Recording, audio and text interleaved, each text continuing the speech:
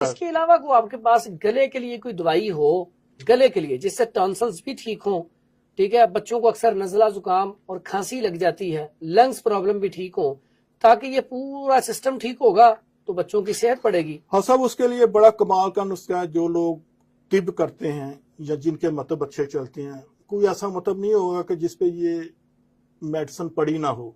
जी जी लेकिन ये आपकी दनाई है कि आप उसको किस किस जगह पे इस्तेमाल करवाते हैं। जी जी हल्दी, जी। लेकिन शर्त है ये कि ये बाजारी ना हो, आपने खुद लेके इसको पुसवाया हो। ठीक हो गया। मुलट्ठी आम पंसार से मिलेगी, ये आप ले लें।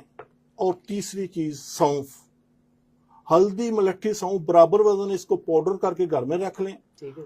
अगर इसमें कस्ते शीरे भी बराबर वजन शामिल कर लें, ये गले के दर्द के लिए, गले के वर्म के लिए, टॉन्सिल्स के लिए, खांसी के लिए, छाती के मराज के लिए, इन्फेक्शन के लिए, इससे अच्छी एंटीबायोटिक एंटीवायरल मेडिसिन नहीं है।